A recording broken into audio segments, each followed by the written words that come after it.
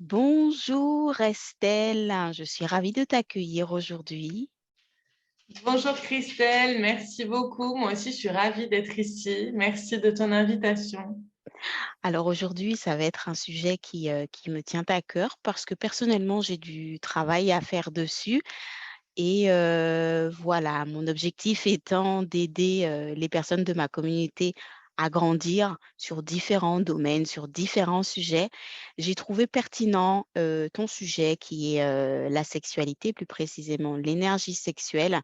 Parce que je pense qu'on pourrait avoir tendance à s'enfermer dans des croyances, dans des paradigmes qui fait qu'on a du mal à libérer notre potentiel. Donc, je me présente pour les personnes qui ne me connaissent pas encore.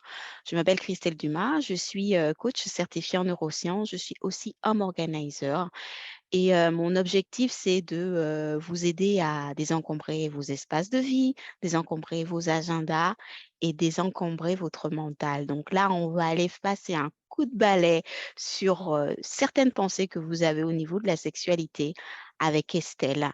Donc, Estelle, est-ce que tu pourrais me faire, l'honneur et le plaisir de te présenter à ma communauté et de me dire et de nous dire quelle est cette, valeur ajoutée? Quel est ce petit plus que tu apportes aux personnes que tu accompagnes? Avec plaisir, merci Christelle. Du coup, moi, je suis Estelle, je suis sexothérapeute et en fait, j'accompagne des personnes à se réapproprier leur pouvoir personnel en utilisant consciemment l'énergie sexuelle. Alors, ça peut paraître un peu abstrait comme ça, mais pour moi, depuis ma vision et surtout depuis mon expérience personnelle, la sexualité et les relations en général, c'est un chemin de connaissance de soi. C'est un chemin de développement personnel. C'est un chemin qui nous reconnecte à notre essence. Et c'est pour ça que je dis que j'accompagne les personnes à se réapproprier leur pouvoir personnel. Parce qu'en règle générale, quand on se coupe d'une partie de notre être, et là en l'occurrence la partie sexuelle, eh bien en fait, c'est comme si on se coupait d'une partie de nous-mêmes. Donc c'est vraiment ça mon objectif. Et l'énergie sexuelle, c'est une énergie qui n'a pas forcément toujours été bien comprise. Et donc, mon objectif, c'est de pouvoir remettre de la conscience autour de ça. Et du coup, ma valeur ajoutée, je pense qu'elle est vraiment ici, en fait. C'est que moi, mon objectif, c'est de relier les choses. C'est que les choses, elles arrêtent d'être séparées. Et j'aborde la sexualité d'un point de vue physique, très clairement, puisque la sexualité, c'est physique. On parle du corps, on parle de la matière, mais on parle aussi des émotions, on parle aussi du cœur, on parle aussi du mental, on parle aussi de l'état d'esprit. Et dans sa globalité, on parle de quelque chose aussi de spirituel. Voilà. Et donc, pour moi, l'idée, c'est vraiment de pouvoir allier le côté énergétique et le côté physique pour qu'on ne forme qu'une seule entité, en fait. Voilà. Ça a l'air bien complet tout ça. Mais du coup, hem, si on veut bien guider l'interview, que les gens comprennent vraiment ce que c'est que l'énergie sexuelle, c'est quelle définition que tu y mets? Dis-nous tout. Alors, la définition euh, que j'y mets, c'est que, en fait, l'énergie sexuelle, pour être le plus simple possible, c'est l'énergie de la vie. Ça peut paraître un peu simple, un peu bateau, dit comme ça, mais c'est réellement ça en fait. L'énergie sexuelle, c'est l'énergie qui fait bouger toute la vie. C'est l'énergie qui fait que nous sommes là aujourd'hui. C'est l'énergie qui fait que tout ce qui est autour de nous existe. C'est l'énergie de la vitalité. C'est l'énergie qui a clairement créé la vie. Et donc, c'est une énergie, quand elle est réveillée à l'intérieur de nous, qui nous donne une impulsion vers. Et on peut le remarquer parce que, par exemple, quand on est adolescent et que cette énergie, elle est par soi-même hyper présente, on a envie de, on va vers quelque chose. Pareil, quand je ne sais pas, on a passé par exemple des années seul et qu'on rencontre quelqu'un et qu'il y a quelque chose qui s'active en nous, qui s'était endormi depuis des années, il y a comme un renouveau qui vient. Il y a comme un nouveau souffle qui vient. Et donc, c'est ça l'énergie sexuelle. C'est vraiment une énergie d'impulsion. C'est une énergie de vitalité. Et on dit aussi que c'est une énergie de création, puisque c'est l'énergie qui a créé la vie, mais qui peut aussi créer des projets, des idées. C'est l'énergie de la créativité. Ah, Voilà. belle, bel aperçu de ce qui nous attend pour la suite. L'énergie de la créativité, j'aime beaucoup. Est-ce qu'il y a, selon toi, un piège, dans lequel, on pourrait tomber, en matière, d'utilisation de son énergie sexuelle, mais quand on est une femme? Parce que je m'adresse principalement aux femmes. Ouais. Alors, effectivement, il y a beaucoup de pièges dans lesquels on peut tomber. Ils sont limite, c'est difficile d'avoir une liste exhaustive tellement il y en a. Mais si on se concentre spécialement sur les femmes, je pense que la majorité et le piège numéro un qu'on a tendance à faire en tant que femme, c'est penser que nous ne méritons pas ce plaisir. C'est penser que ce plaisir, il est inaccessible pour nous. C'est penser que ce n'est pas à notre portée. Parce qu'en fait, en tant que femme, depuis des années en arrière, on a souvent été éduqués à une sexualité très masculine. C'est pas péjoratif hein, quand je dis ça, c'est pas contre les hommes en général, c'est juste une réalité des faits. Et en fait, on a eu l'habitude de voir l'énergie sexuelle des hommes, le plaisir des hommes venir d'une façon très rapidement, bim bam boum, tic tac tac, éjaculation, plaisir, orgasme. Sauf que pour nous, les femmes, c'est quelque chose de plus large, de plus subtil. Et je pense que le piège numéro un dans lequel on tombe, c'est penser que c'est compliqué d'y arriver. C'est compliqué, c'est inatteignable, et en plus de ça, c'est pas réellement valable. On ne mérite pas ça. C'est sale. On culpabilise à faire ça. Parce que aussi, en tant que femme, on a cette pression que si on est sexuel, bah, on peut être mis dans une case de fille facile, de fille légère, de vulgarité. Euh, voilà, on peut mettre plein de mots hein, qui ne sont pas forcément les plus agréables. Et je pense que c'est en train de changer et ça, c'est plutôt bien. Et je pense que beaucoup de générations derrière, on a vraiment grandi avec ce sentiment, ou moi, en tout cas, j'ai vraiment grandi avec ce sentiment que si j'ouvrais les jambes et que je m'abandonnais au plaisir sexuel, ça faisait de moi une personne moins bien. Ça faisait de moi une personne moins valable. Et que pour pouvoir être aimée et respectée, il fallait avoir ce côté prude, en fait. Ce côté prude, ce côté fille douce, ce côté fille voilà, respectable. Et quand on dit qu'une fille, elle est respectable, eh ben, c'est une fille qui se protège. Et c'est une fille qui, du coup, ne se donne pas facilement. Et je pense que tout ça, ça a fait que beaucoup de femmes sont tombées dans le piège de voilà, c'est pas pour moi, j'ai pas le droit de faire, je ne mérite pas, et en plus c'est compliqué d'y arriver parce que c'est pas aussi simple que ce qu'on voit que voilà une pénétration, une éjaculation, un orgasme. Voilà. Donc ça, je pense que c'est vraiment, il y en a plein d'autres, hein, bien évidemment, mais je pense que c'est vraiment le piège numéro un dans lequel tombent beaucoup de femmes. D'accord.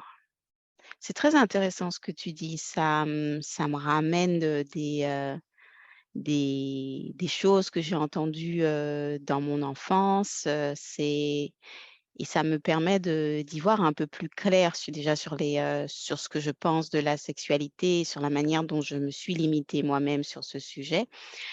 Mais du coup, Estelle, selon toi, en tant que femme, en quoi est-ce que je limiterais sans même le savoir, la puissance de mon énergie sexuelle si je n'ai pas conscience de ce que cela peut vraiment m'apporter dans la vie? Mais c'est une super question et je te remercie de la poser. Je pense qu'effectivement, en fait, ne pas avoir conscience de cette puissance qui nous habite et surtout ne pas avoir conscience de cet océan de plaisir, de cet océan vraiment d'abondance illimitée de plaisir qui nous habite, ça nous limite dans notre expression de femme. Ça nous limite dans notre expression réellement de qui on est. Et je pense que la première des limitations qu'on fait en tant que femme, et les hommes aussi hein, le font, hein, c'est pas que spécifique aux femmes, mais surtout les femmes, c'est quelque chose qu'on a fait beaucoup, c'est d'avoir coupé la connexion entre le sexe et le cœur. C'est d'avoir coupé le canal qui existe entre notre partie sexuelle et notre partie émotionnelle. Et en fait, en ayant mis un pont, enfin pas un pont, pardon, excusez-moi, en ayant mis un barrage entre cette partie-là qui est sexuelle et cette partie émotionnelle, et en ayant séparé les deux, on s'est limité en tant que personne, on s'est limité en tant que femme, tout simplement parce que on n'accueille pas la totalité de l'être que l'on est. Et quand on accepte en fait que on est sexuel et qu'on est émotionnel, qu'on peut aimer à travers le sexe, que le sexe c'est aussi quelque chose, c'est une énergie aussi d'amour, de plaisir qui est là pour nous donner d'une certaine façon. C'est comme quand on mange un bon repas, on se fait plaisir, on prend soin de nous, on prend soin de soi. Et la sexualité, c'est la même chose. Et le problème d'avoir autant séparé les deux, c'est qu'on en a fait quelque chose de sale, quelque chose de honteux, comme ce qu'on disait un petit peu avant, et quelque chose du coup qui n'est pas respectable. Alors que si on relie ces deux parties de notre corps, eh bien, en fait, on se reconnecte à la totalité de ce qu'on est et on peut s'autoriser au plaisir. On peut s'autoriser à ressentir le plaisir physique, sexuel, émotionnel et au-delà. C'est intéressant ça. J'ai comme l'impression euh, de, de se couper d'un membre, un membre qui serait là, mais dont je n'aurais pas l'utilisation. Je n'en connaîtrais pas l'utilité et donc du coup, je ne pourrais pas l'utiliser. Et ça fait, voilà, ça m'a donné cette image. Je me suis dit, waouh, ça fait comme un membre en moi, quelque chose qui fait partie de moi, auquel je peux avoir accès, mais juste parce qu'on ne m'a pas appris à le regarder à sa juste valeur, on m'a plutôt appris à le dénigrer, à ne pas en profiter, à avoir un côté, ah non, cette partie-là, c'est pas bien. Bah, du coup, j'en profite pas. Ouais, je trouve que c'est une très, très belle image. Mais du coup, maintenant que j'ai pris conscience, maintenant que les femmes qui ont regardé cette vidéo, qui ne le savaient pas, commencent à prendre conscience de cette partie d'elles qu'elles auraient mise de côté parce qu'elles n'en avaient pas vraiment conscience, comment est-ce que je peux faire pour, tout doucement, hein, parce que moi je suis vraiment dans la progression, je ne suis pas dans la révolution d'un coup, on avance petit à petit. Comment est-ce que je peux tout simplement, facilement, tout doucement, commencer à libérer cette énergie sexuelle? Alors déjà, merci pour le thème libéré parce que c'est exactement ça. C'est exactement le mot parfait. C'est comme si elle était enfermée depuis des années à l'intérieur d'un chaudron qui est hyper bien fermé, scellé. Et l'idée, c'est vraiment d'aller ouvrir la porte. Et la première des astuces, la première des choses qui est le plus simple et le plus basique à faire, c'est déjà de commencer à se regarder. C'est déjà de commencer à... Je pense que c'est quelque chose en tant que femme que déjà on ne nous a pas appris à faire et surtout qu'on a pu même nous interdire de le faire. Peut-être que quand on était petite, on le faisait par curiosité, mais on a vite été réprimandé, on a vite été, voilà, il faut surtout pas le faire.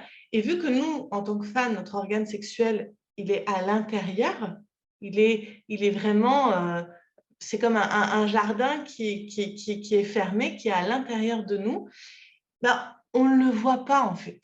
On ne le voit pas, on ne va pas la voir, on lui porte aucune attention, on ne la regarde jamais, on lui parle jamais, on s'en occupe jamais.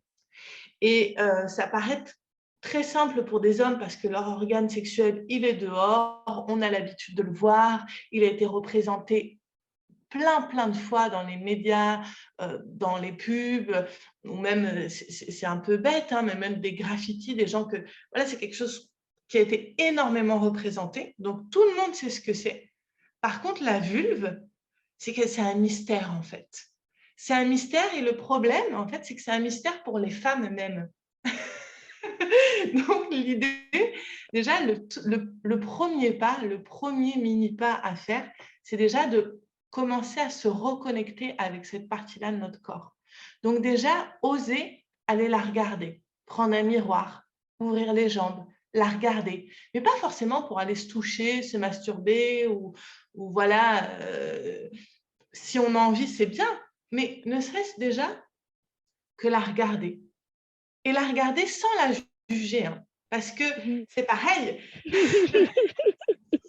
il y a tellement pas de représentation qu'on a l'impression qu'on n'est pas bien, qu'elle est pas belle, que c'est sale, que, ouais, ça donne pas spécialement envie, que voilà, c'est rugueux, c'est machin, enfin, on peut lui trouver tous les défauts du monde. Alors qu'en réalité, si on est tous là, c'est parce qu'on sort de cet endroit et donc c'est quand même notre première maison à tous, en fait. Et donc, au final, c'est un lieu qu'on devrait aimer et chérir par-dessus tout, et en commençant par nous-mêmes. Parce que parfois, l'erreur qu'on fait aussi les femmes, c'est qu'on veut des amants extraordinaires, mais on n'est pas capable de nous aimer nous-mêmes et de nous donner déjà ce propre amour. Donc déjà, commencer à se regarder, à lui dire merci d'être là pour tout ce qu'elle a traversé, toutes les épreuves qu'elle a eues, si elle a eu des opérations, des chirurgies, si elle a eu des violations, des traumatismes. Déjà, tout ce qu'elle a fait, tout ce qu'elle a porté, si elle a eu des enfants, si des enfants sont passés par ici, voilà, déjà aller la voir, déjà lui donner de l'attention. Parce que on s'occupe de notre peau, on s'occupe de nos cheveux, Mmh on met mh. du mascara, on s'occupe, voilà, on s'occupe de tout, mais jamais d'elle en fait. Par exemple, on pense jamais à aller l'hydrater, à mettre un petit peu d'huile de coco, à mettre une huile pour venir aller rafraîchir cet endroit. On pense jamais à être sans culotte, à se donner cette autorisation d'être libre. Et ça, Mmh, pour moi, c'est le premier pas, le heu, plus important à faire. le sans culotte, il a été très, très difficile pour moi. Je l'ai vécu à voilà, c'est une expérience que j'ai osée par moment et même quand, voilà, je vais à l'extérieur, j'ai toujours peur: «Mince, mais il faut savoir que j'ai pas de culotte, mais c'est pas bon ça». C'est vraiment c'est une sortie de confort qui permet de prendre conscience, en fait, de toutes ces pensées qu'on a à faire et rien que là, tu vois, je me dis: «Ah tiens, j'ai envie de retenter, cet exercice-là» parce que je pense que c'est un exercice qui permet de faire remonter à la surface, non seulement, les pensées que l'on a soi vis-à-vis de soi, mais ce que l'on pense que les autres pourraient penser s'ils savaient. Ah, s'ils savaient. Puis juste incarner pour noter tout ça, pour voilà, tiens, il y a ça qui m'est passé par la tête et puis aller voir ce qui est le le plus bloquant, ce qui nous a fait le plus, «Waouh, je pense ça, c'est beau» et puis ce qui nous a le plus, «Ah mince, ça je suis pas d'accord», pour après aller travailler dessus et petit mais très bel exercice et le fait, juste d'aller se regarder, en fait, tu m'as fait penser au conflit, en fait. Parce que le conflit, il va naître lorsqu'on va se sentir étranger avec quelqu'un, lorsqu'on ne va plus se sentir sur la même longueur d'onde, je comprends pas ce qu'il me dit, mais en fait, si j'ai jamais pris le temps de me regarder, de m'observer, c'est normal que ça soit une approche qui est difficile. J'aime beaucoup cet exercice, voilà, de se regarder. Je prends ça, je prends les 2 là. Se regarder et puis le sans culotte. Donc, mesdames, vous qui regardez cette vidéo, j'espère que vous y avez déjà commencé à trouver une clé là, d'après ce qu'on a dit avec, Estelle, et que vous avez ne serait-ce que 2 exercices. N'hésitez pas à nous contacter, en privé ou directement en commentaire sur cette chaîne pour nous dire, voilà, quel est l'exercice que vous allez, vous challenger à faire pendant ces prochaines semaines. Hem, mais du coup, les personnes qui seraient, qui auraient envie d'aller plus loin, comment est-ce qu'elles font pour prendre contact avec toi? Est-ce que tu as un programme que tu lances prochainement? Vas-y, dis-nous tout, donne-nous envie d'aller plus loin et aide-nous à aller plus loin parce qu'après nous avoir dit ça, on va faire ce petit exercice-là qui va nous mettre un petit peu en jambes, mais pour aller plus loin, on fait comment? Alors déjà, on peut venir me contacter sur Instagram. Les personnes peuvent venir me contacter sur Instagram. Je suis sous le nom de l'Alchimie sexuelle by Estelle. Donc là, il y a déjà pas mal de choses qui sont en ligne. J'ai également un podcast qui est disponible sur toutes les plateformes de podcast. Il y a déjà beaucoup d'épisodes qui sont en ligne. C'est également l'Alchimie sexuelle by Estelle. Donc tout ça, c'est pour la partie du contenu gratuit qui est déjà accessible tout de suite et qui peut permettre déjà de faire des prises de conscience et de mettre des choses en place. Mais j'ai également 2 accompagnements pour pouvoir aller plus loin parce qu'on sait que au niveau de la sexualité, c'est pas toujours évident d'aller débloquer ces petites étapes et c'est important de se faire accompagner parce que ça permet déjà d'aller plus vite, mais surtout d'aller plus en profondeur et de faire un changement plus sur la durée et le long terme. Donc, je vais lancer début octobre un programme en ligne qui s'appelle l'Orgasmique, qui sera un programme de 8 semaines, donc 2 mois exactement, durant lesquels on va vraiment partir de zéro pour aller jusqu'à devenir une personne orgasmique en fait, et avoir accès à la multi-orgasmicité que l'on est. Parce que ça, c'est quelque chose que je dis tout le temps, mais nous, les femmes, les hommes aussi d'ailleurs, nous sommes des êtres complets et multi-orgasmiques. Et ma mission, c'est vraiment que chaque personne puisse l'expérimenter dans sa vie quotidienne. Donc, le programme L'Orgasmique, ce sera un programme en ligne de groupe pendant 2 mois. Ça débutera début octobre. Donc, on peut déjà m'envoyer soit par mail, soit par message pour que je puisse envoyer toutes les infos. Je suis en train de créer la page Internet pour pouvoir se mettre en liste d'attente, etc. Et j'offre également un accompagnement privé, donc en one-to-one, Mmh. en individuel, pour toutes les personnes qui ont envie de faire ce chemin plutôt seules en privé. Donc, c'est un accompagnement de 1 mois.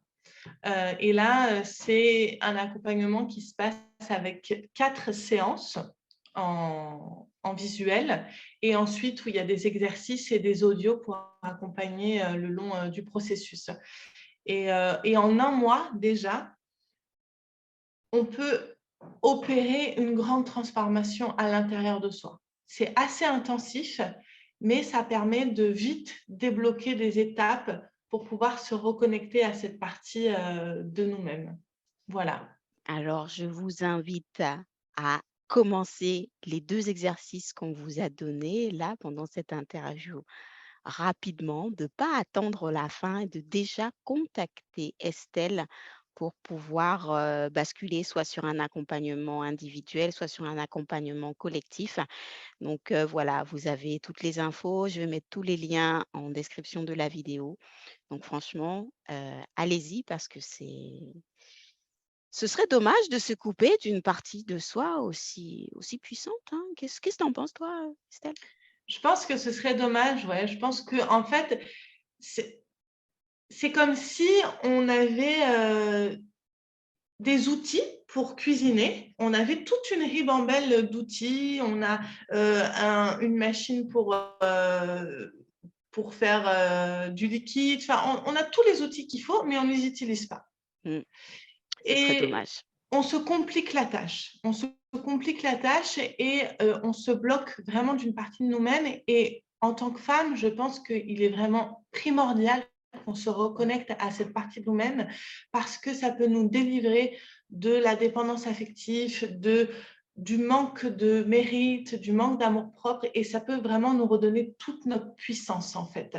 Et pour les personnes qui n'auraient pas forcément envie de partir sur un mois ou sur 2 mois d'accompagnement, je propose aussi des séances à la carte. C'est juste une séance qui dure 1 heure et demie à 2 heures maximum selon les besoins de la personne. Et déjà, ça peut permettre de débloquer des choses et de faire des changements pour pouvoir déjà amorcer tout en douceur une libération. Mais je pense que c'est vraiment essentiel qu'on se reconnecte à ça parce qu'on a besoin d'un monde où nous, en tant que femmes, on est dans notre pleine nature, libre et sauvage. Mmh. Ah, là, tu viens de planter une graine, ça donne envie d'aller voir.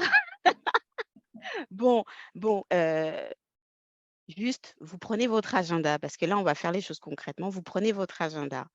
Vous vous mettez des petites notes pour pouvoir vous rappeler, voilà, ces 2 exercices et prochaine action juste après avoir regardé cette vidéo, vous allez dans la description, vous cliquez sur un lien et tout de suite vous prenez contact avec Estelle et je vous souhaite un merveilleux voyage vers, la découverte de vous. Donc, Merci Christelle. merci beaucoup, pour cette interview Estelle et puis, je te dis à bientôt. À bientôt. Merci à toutes celles qui nous ont regardées.